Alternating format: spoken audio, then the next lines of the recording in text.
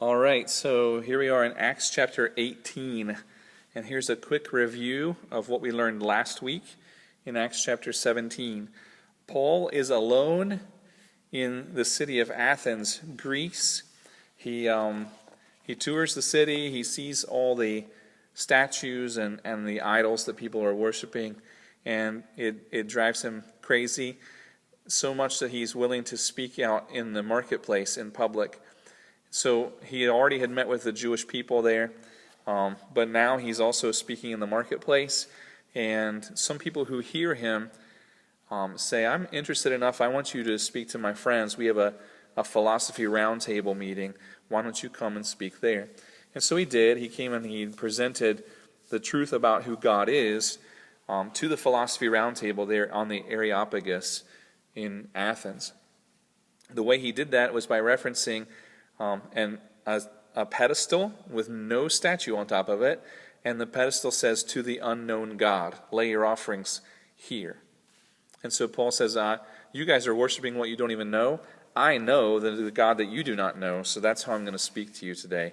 And some people believed him, but when his message turned to the resurrection of Jesus Christ, some people laughed and mocked him and left. So the ones who stuck with him, the ones who followed him out of the round table, believed and were saved and continued learning from Paul there in the city of Athens. We do not know how long he stayed in Athens afterwards, but we know it must not have been very long because he was still alone when he left. So remember, he had already told the guys who took him to Athens to deliver a message to Timothy and Silas and say, hey, Timothy and Silas, come here to Athens. Don't leave me alone. So he must have told them which hotel he was staying in.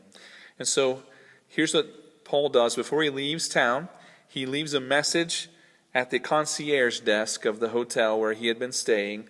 And he says, if two guys show up asking where Paul is, you give them this note. And the note probably said something like, hey, I decided to go south a little bit further. I'm not in Athens anymore, but I'm glad you guys are. Enjoy the sights of the city, but then come down to where I am. I've gone down to Corinth, so please come down there. So when Timothy and Silas do arrive in Athens looking for Paul, they know that he's not there, and they know to go to Corinth.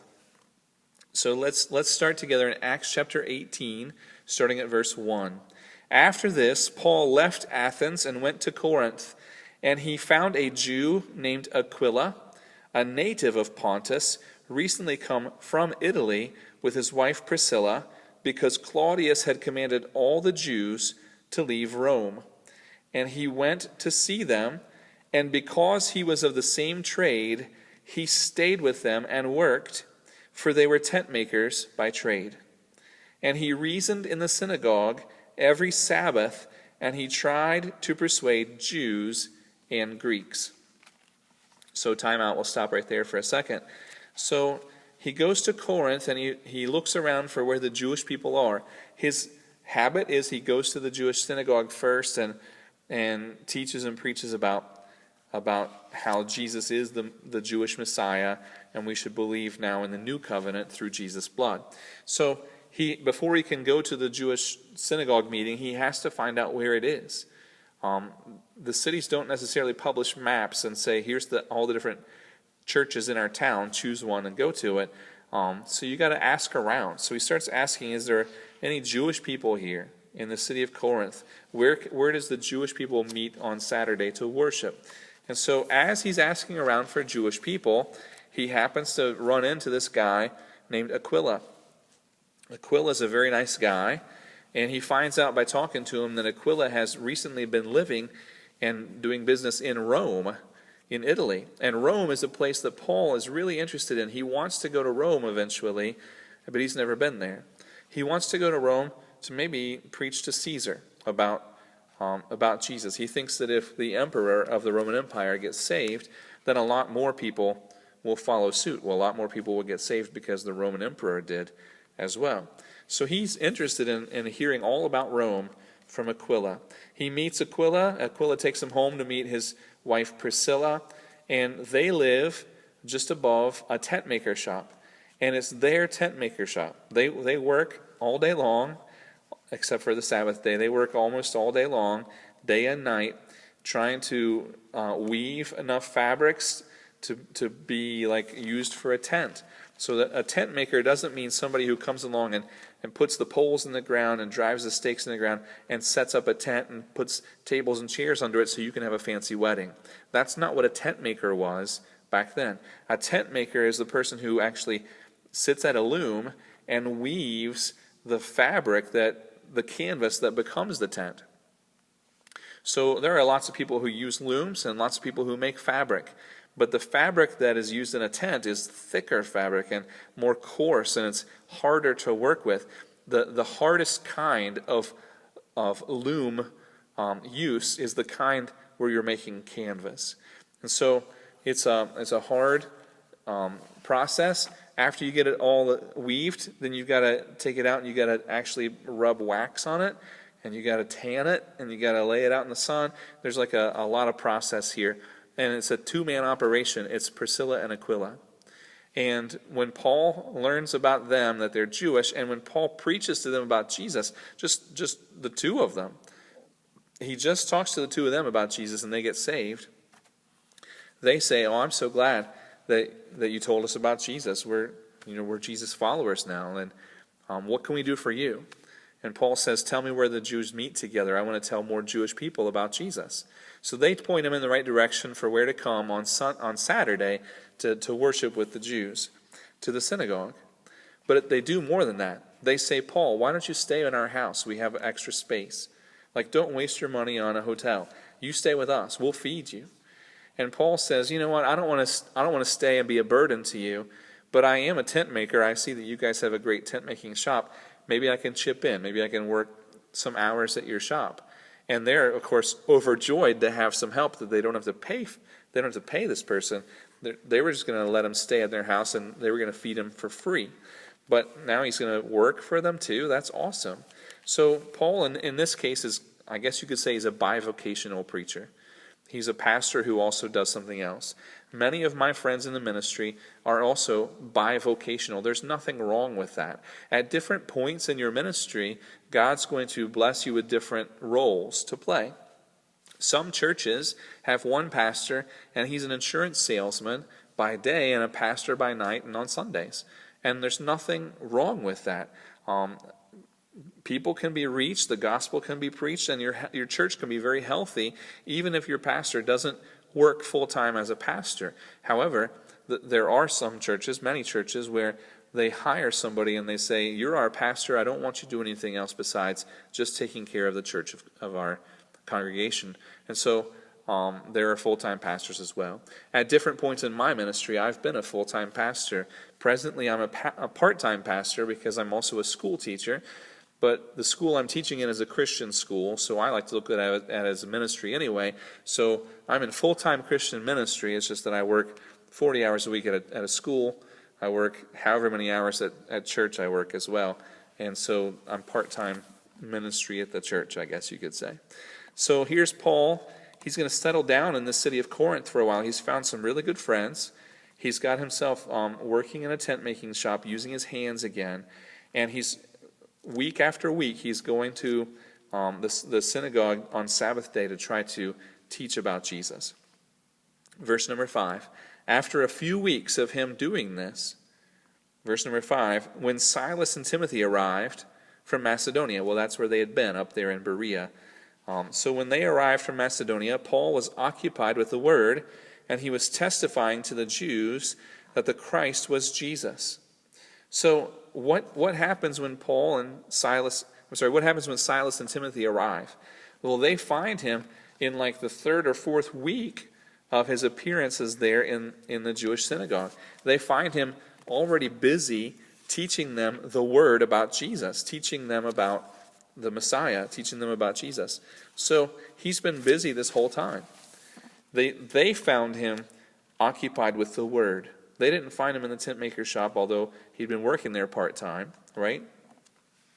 They found him on a Sabbath day in the synagogue teaching about Jesus.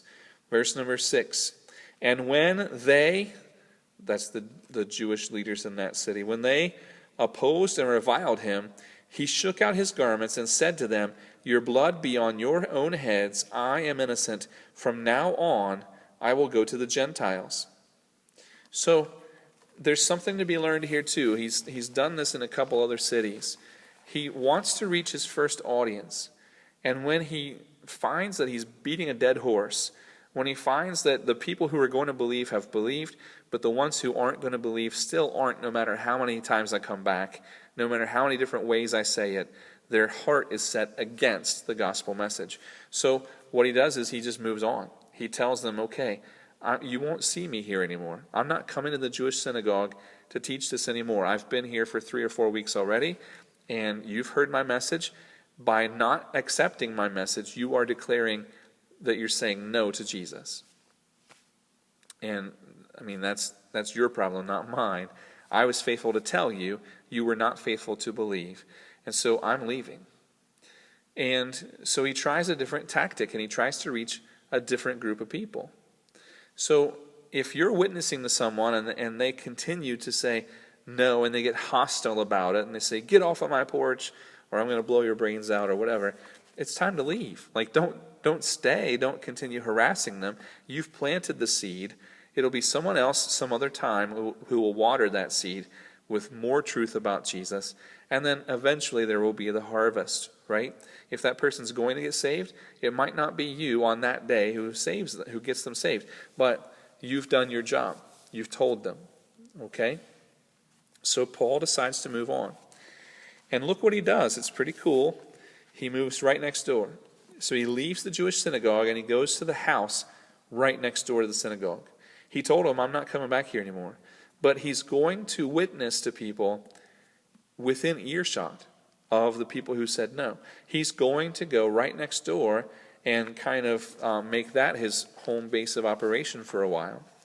And so for the next few weeks, he can be found every day teaching to the Gentile people right next door to the Jewish synagogue. So check this out. Verse number 7, "And he left there," the synagogue, "and went to the house of a man named Titius Justus, a worshiper of God. His house was next door to the synagogue." So in verse number 7, he goes right next door to the place where they just told him, "We don't want to hear you anymore." And he witnesses to this person who believes in the Jewish God. And that person gets saved, and he continues ministering in that spot. We'll look at the end result. Verse number 8. "Sometime later," a couple weeks later, a few days later, we're not sure, but one of the people from the synagogue who said, "I'm not going to believe, I'm kicking you out," one of the people who at first was resistant to the gospel, sees by Paul's daily way of life, sees by Paul's consistency, and hears and sees people's lives being changed by the gospel. Once you've encountered the gospel and accepted it, you're not going to be the same. "Behold, all things are become new. The old has passed away." You are a new creature, and you can see the joy that you have from knowing the truth and from serving God in the right way. So the people who get saved next door to the synagogue, and the fact that Paul continues ministering there day after day and lives are being changed, it has an effect on the people who had at first said no, including the main rabbi in charge of the synagogue. That's what it says in the next verse. Verse 8, "Crispus, the ruler of the synagogue, eventually, because of what happened right next door, believed in the Lord, together with his entire household. And many of the Corinthians, hearing Paul, believed and were baptized." So what did it take to reach this guy named Crispus? It took 3 or 4 attempts talking to him and revealing to him from the Old Testament scriptures the truth about who the Messiah would be when he arrived, and showing them from the Old Testament scriptures that they accepted and loved that Jesus fulfilled all those things. Talking to them about Jesus and how we can place our faith in what he's done, and we can have a relationship with God. So he'd already heard that 3 or 4 times on Sabbath days in the synagogue that Crispus was in charge of. He's the guy in charge of the meetings. But he wasn't willing to say yes. He wasn't willing to accept just from the evidence alone. He had to see it in action first. So I think that's maybe why Paul went right next door. I mean, he could have went back across town. He could have gone to the tent-making shop there on Tannery Row. He could have gone back to some other place to be his base of operations. After all, Aquila and Priscilla had said, you're welcome to use our stuff, use our space. We love you. We want you here. So he continued living with Aquila and Priscilla, but he would walk over across town to this guy, Titius Justus's house, to do his ministry and to do the teaching and preaching. Why? I think it's because Paul knew that if he does it right there, some of those people who had kicked him out of their synagogue would come around. So Crispus, the ruler of the synagogue, the main guy in charge of that Jewish community, he eventually sees what's going on. He not only heard the truth about the Old Testament Messiah, and he realized that Paul was saying that this Jesus is him, but then he sees people's lives being changed, and he sees the faithful witness and testimony of Paul, and now also with his friends of Timothy and Silas, who have come along as a ministry team. He sees people's lives changed, and that's what made the difference for Crispus. And now that Crispus, the guy who was the rabbi for that whole region, now that he believes, he's gotten his kids and his wife on board with him. They're now born-again believers in Jesus. And then it's a domino effect. A lot of people, just because of what Paul was doing there in town anyway, a lot of people were getting saved.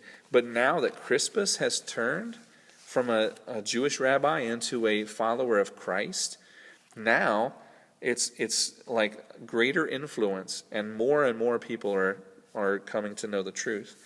A lot of people, it says, and many of the Corinthians hearing Paul, believed and were baptized.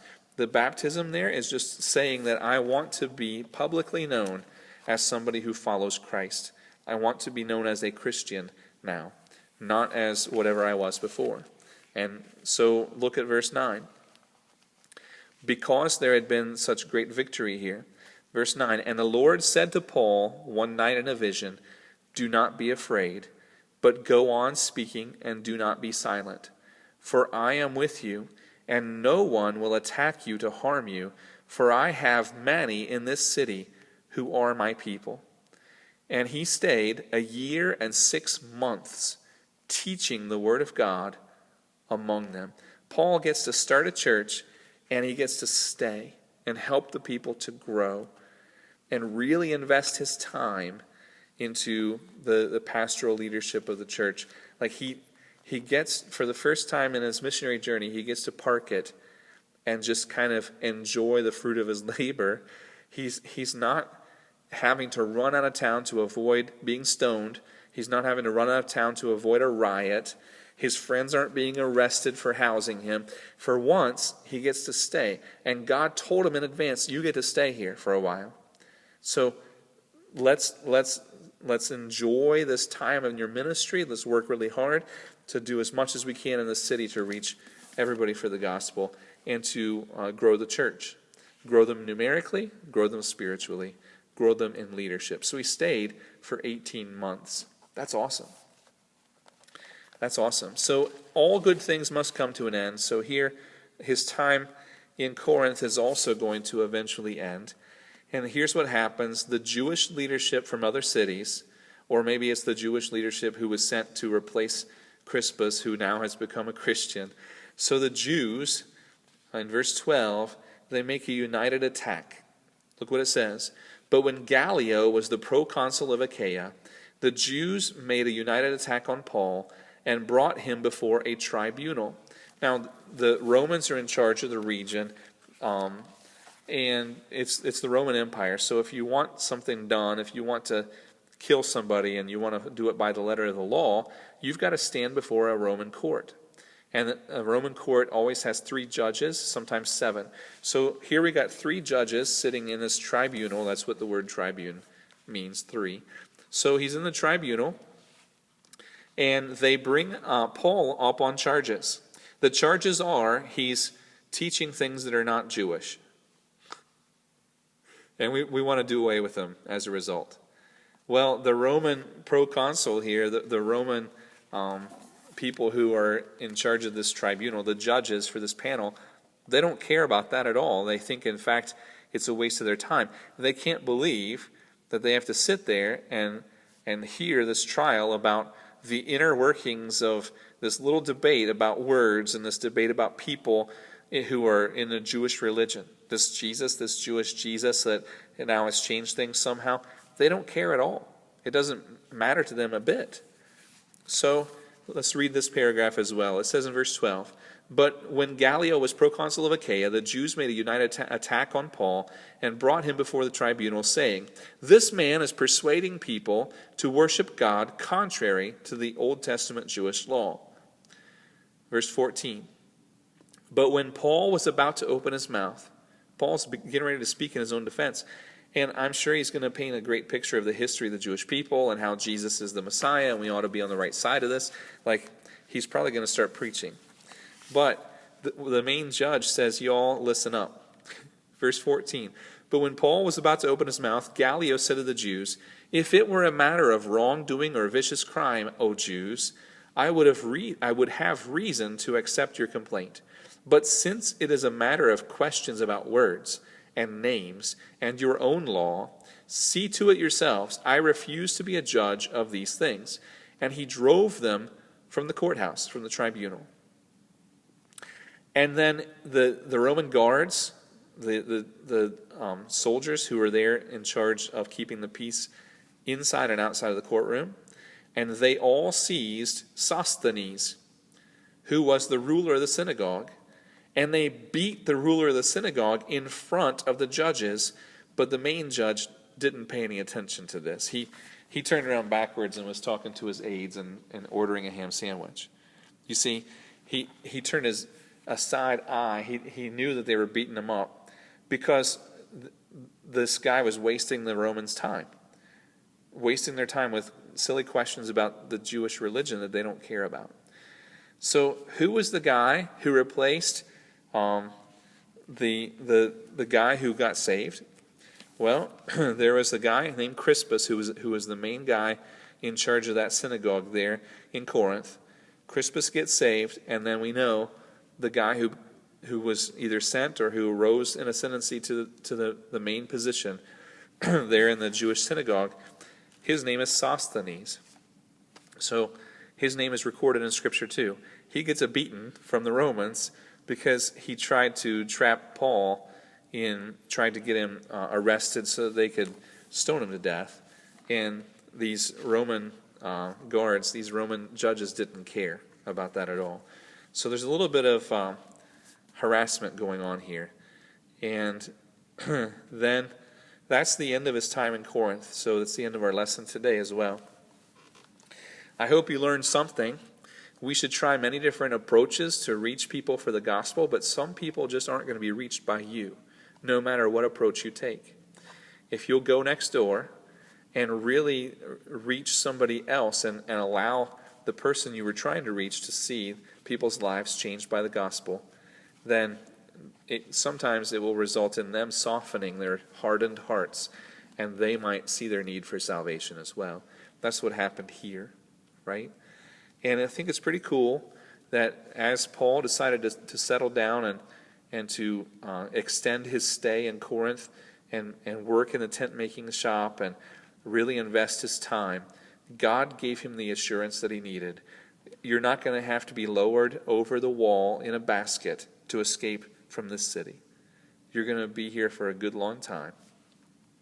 So let's look at the long game here. You don't have to just say what you're going to say and skip town. You get to really invest in the lives of the people here. And as a result, we see that Paul has a connection with the church in Corinth that is deeper and more visceral than the connection he has to other churches where he didn't spend as much time. In fact, he even writes to one church in the New Testament. He writes to a church he's never been to, but he knows their pastor. So he writes 3 letters to the Corinthian church after these things.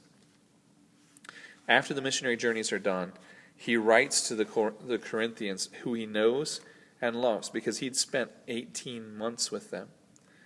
And he writes to them to say, I can't believe that you're following after false teaching in my absence. And I can't believe that you're putting up with sin. And you got a Sunday school teacher who's in sexual sin, and everybody knows it, and nobody's calling him out for it, yet you're still going to a Sunday school class. Like, this is the kind of things that he writes to them very boldly because he knows them. And why does he know them so well? Because he spent so much time with them.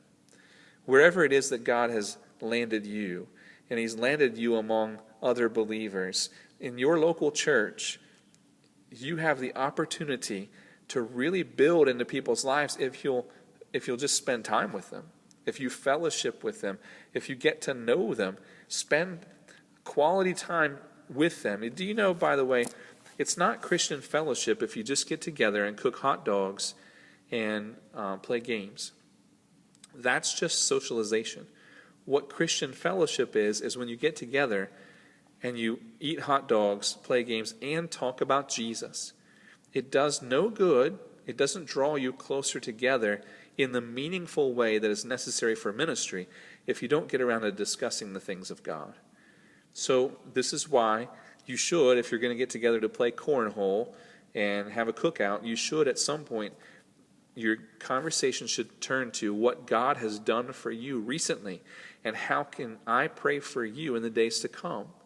And here are the things that I wish that everybody else would know about how to live in a Christian marriage and how to raise your kids in a Christian home. And here's my favorite passage of Scripture, and let me tell you why I'm so passionate about it.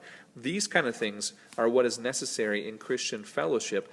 Those are the kind of things that years later you can write a letter to somebody who you've had that kind of relationship with, and they'll take it the right way. But if you don't have that relationship and you write them a letter later on and you tell them, hey, I've seen on Facebook you've been doing these things and I think that they're wrong. I don't think this is representative of who you are. I think this is sinful and I don't think God wants you to continue in that. They're just going to laugh at you and say, what an idiot. I can't believe he's talking to me about these things. He doesn't have the right to do that. He doesn't have that kind of relationship. You see, Paul does have that meaningful relationship with these people. And that's why among all the letters that he writes in the New Testament, he can be even more harsh with them in a loving way. He's very loving in all his letters, but he's so harsh with the Corinthians because he knows them best. They know him best because he'd spent so much time there. So get to know the people that you're ministering with. Get to know the people in your local church and know them so well and do life with them, not just cookouts and hangouts. Do Christian life with them. Discuss Christian things with them. Dive into the Word together with them and apply it to your life. And iron will sharpen iron. Be willing to speak to them about the things that they can do better and be willing to accept from them their encouragement to you for the things that you can do better. This will help you to draw closer to each other as you draw closer to God. And it will build those lifelong friendships that can be helpful for when you need a correction and it's one of those good brothers that send it to you, or when they might need a correction and you're the one that the Holy Spirit says to use. So let's park it right here, wherever you are, unless you're in a church that doesn't preach the truth about God. If you're in a church that really does believe the Bible and they preach it correctly and teach you how to apply it to your life, then why don't you park it there for a while, at least for 18 months, and really do life with those people. Really get invested. Invite the people over to your home. You invite yourself to their home. When you see each other at church, you say, hey, can we grab a bite to eat together for lunch? If not this week, then let's do it next week. And when you're together, discuss the things of God. Discuss your testimony. Discuss your families. Really make those bonds happen, because it's in those type of friendships, those deeper friendships that are tied to the Word and tied to prayer, those deeper relationships that the most joyful meaning in life can be found. And that's, of course, opens us up to the possibility that we can be hurt by these very same people we're opening our lives to. But We can't really control that. We can just pray that God would use these people that I'm reaching out to and connecting with, that God would use them in a positive way in my life, and that I can be used in a positive way in theirs. I know you've been burned in the past. You've been hurt, and it's caused you to put up walls, and you said, I'm not going to connect with people in that way again because I don't want to experience the pain of being hurt. But it's necessary to have those type of connections. And if God decides to have one of those relationships severed for whatever reason, then you've got to replace it with somebody else. Reach out to somebody in your local community, in your faith community, in your local church, and get plugged in. Spend the time. Be present. Allow them to know you in a deep way, and you know them in a deep way. And then keep your heart attuned to God and just see what might happen. God just might surprise you by doing something awesome as a result. So I learned a lot here from Acts chapter 18 here in the beginning section, and we'll see where we go next time. Thanks for joining me, and we'll see you soon.